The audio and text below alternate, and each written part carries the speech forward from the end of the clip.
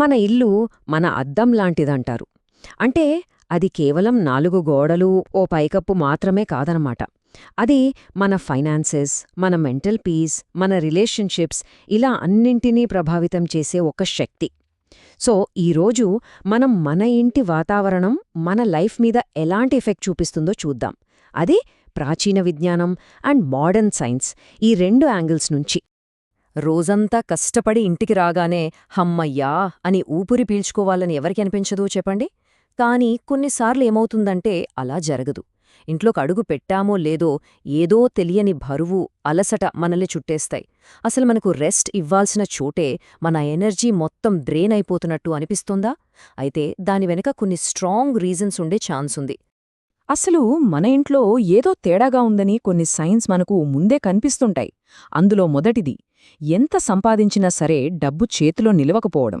ఇక రెండోది, ఇంట్లో ఎప్పుడు చూసినా ఏదో ఒక గొడవ, చిన్న చిన్న విషయాలకే పెద్ద పెద్ద ఆర్గ్యుమెంట్స్ జరగడం.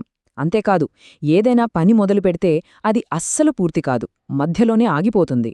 కొన్నిసార్లయితే ఇంట్లోకి ఎంటర్ అవ్వగానే రీజన్ లేకుండానే ఒక రకమైన నెగిటివ్ ఫీలింగ్ వచ్చేస్తుంది.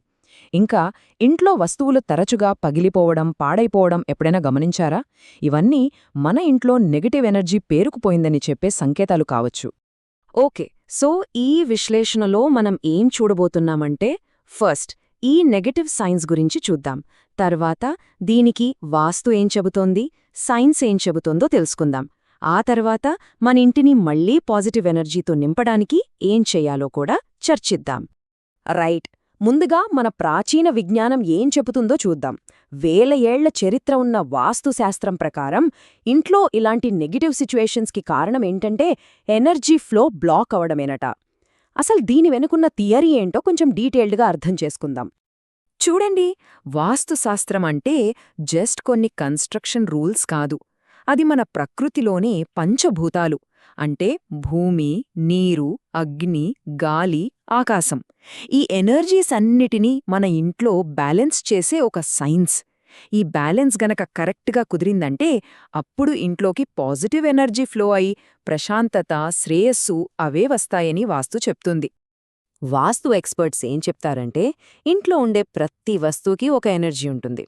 ముఖ్యంగా విరిగిపోయినవి, పాడైపోయినవి లేదా చాలా కాలంగా మనం వాడని వస్తువులుంటాయి కదా, అవి పాజిటివ్ ఎనర్జీ ఫ్లోకి అడ్డుగోడల్లా నిలబడతాయట. ఈ ఎనర్జీ బ్లాకేజ్ వల్లే లైఫ్లో స్తబ్దత, ఫైనాన్షియల్ ప్రాబ్లమ్స్, ఫ్యామిలీలో గొడవలొస్తాయి. దీన్నే కదా మన పెద్దలు దరిద్రం ఇంట్లోకొచ్చిందనంటుంటారు. సో, వాస్తుశాస్త్రం కొన్ని వస్తువుల విషయంలో మనల్ని స్పెషల్గా హెచ్చరిస్తోంది. ఫర్ ఎగ్జాంపుల్, పగిలిన అద్దం. ఇది ఫ్రాగ్మెంటెడ్ ఎనర్జీని రిఫ్లెక్ట్ చేస్తోంది. దానివల్ల రిలేషన్స్లో టెన్షన్స్ వస్తాయి. ఇక ఆగిపోయిన గడియారం, అది ఆగిపోయిన ప్రోగ్రెస్కి, లైఫ్లో స్తబ్దతకి ఒక సింబల్. అలాగే చిట్లిన దేవుడి విగ్రహాలు, పగిలిన పాత్రలు, విరిగిపోయిన ఫర్నిచర్, ఇవన్నీ కూడా ఇంట్లో పీస్ని డిస్టర్బ్ చేసి ఫైనాన్షియల్ గ్రోత్ని అడ్డుకుంటాయని నమ్ముతారు. ఓకే, ఇదంతా ప్రాచీన విజ్ఞానం చెప్పే మాట. మరి మోడ్రన్ సైన్స్, ముఖ్యంగా సైకాలజీ, దీని గురించి ఏం చెబుతోంది? అంటే మన చుట్టూ ఉన్న ఎన్విరాన్మెంట్ మన మైండ్ సెట్ని నిజంగా ఎఫెక్ట్ చేస్తుందా? వాస్తు చెప్పే ఈ ఎనర్జీ అనే కాన్సెప్ట్ని మనం కొలవగలమా? బహుశా కొలవచ్చు, కానీ మన మైండ్ మీద పడే ఎఫెక్ట్స్ రూపంలో. అంటే మన చుట్టూ ఉన్న క్లటర్, ఆ మెస్సీ వాతావరణం మన బ్రెయిన్లో కూడా అలాంటి మెస్ని క్రియేట్ చేస్తుందా? సైంటిస్టులు దీనికి ఎస్ అని చాలా క్లియర్గా ఆన్సర్ ఇస్తున్నారు. రీసెర్చ్ ఏం చెబుతోందంటే, ఒక క్లటర్డ్, మెస్సీగా ఉన్న ప్లేస్ మన బ్రెయిన్ని కంటిన్యూస్గా స్టిమ్యులేట్ చేస్తోందట. దానివల్ల మనం దేనిమీద ఫోకస్ చేయలేం. రిజల్ట్, స్ట్రెస్కి కారణమయ్యే కార్టిసాల్ అనే హార్మోన్ లెవెల్స్ పెరిగిపోతాయి.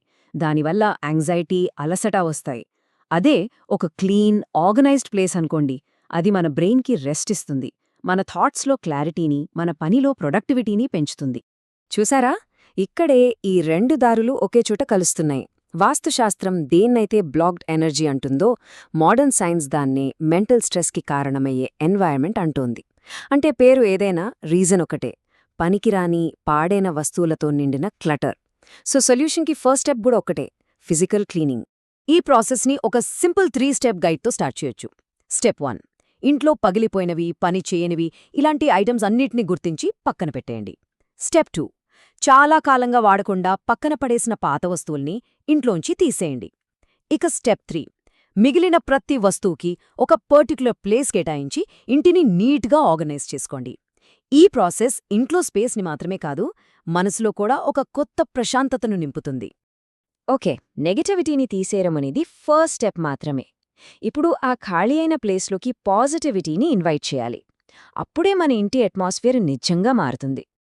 మన పెద్దలు చెప్పిన ఒక చాలా పవర్ఫుల్ మాట ఉంది. అది ఈ మొత్తం డిస్కషన్కి సమరీ లాంటిది. శుభ్రత, శాంతి, మంచి ఆలోచనలు ఉన్న చోటే లక్ష్మీదేవి నిలుస్తుంది. ఇక్కడ లక్ష్మీదేవి అంటే జస్ట్ డబ్బు మాత్రమే కాదు, అది సంతోషం, ఆరోగ్యం, శ్రేయస్సు, ప్రాస్పెరిటీ ఇవన్నీ కూడా ఒక క్లీన్ అండ్ పీస్ఫుల్ ఎన్వైరన్మెంట్లోనే వృద్ధి చెందుతాయి.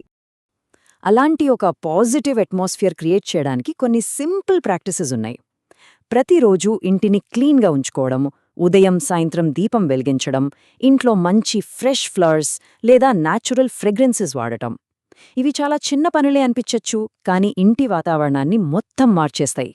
అంతేకాదు, ఇంట్లో పాజిటివ్ థాట్స్, పీస్ఫుల్ కన్వర్జేషన్స్ని ఎంకరేజ్ చేయడం, అలాగే మనకు ఉన్నదానిలోంచి కొంచెం దానం చేయడం, ఇవి కూడా పాజిటివ్ ఎనర్జీని మల్టిప్లై చేస్తాయి. ముఖ్యంగా ఉదయం సాయంత్రం దీపం వెలిగించడం అనేది జస్ట్ ఒక ట్రెడిషన్ కాదు. ఆ దీపం యొక్క స్టడీ ఫ్లేమ్ని చూడటం మన నర్వస్ సిస్టమ్ మీద కామింగ్ ఎఫెక్ట్ చూపిస్తుందని సైన్స్ కూడా ప్రూవ్ చేసింది. అది మనసులో యాంగ్జైటీని తగ్గించి ఒక రకమైన మెడిటేటివ్ స్టేట్ని క్రియేట్ చేస్తుంది. దానివల్ల కాన్సంట్రేషన్, మెంటల్ క్లారిటీ ఇంప్రూవ్ అవుతాయి. సో ఫైనల్గా ఈ మొత్తం డిస్కషన్ నుంచి మనం గ్రహించాల్సిన కీ పాయింట్ ఒకటుంది.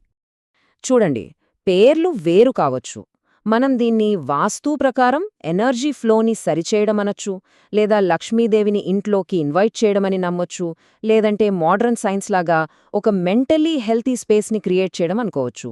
మార్గం ఏదైనా సరే, మన డెస్టినేషన్ మాత్రం ఒకటే: మన ఇంటిని శాంతికి, సంతోషానికి, శ్రేయస్సుకు కేర్ ఆఫ్ అడ్రస్గా మార్చడం.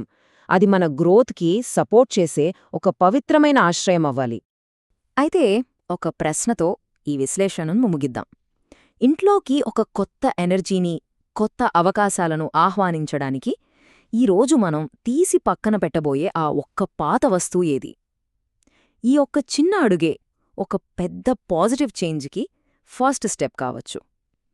ఆలోచించండి.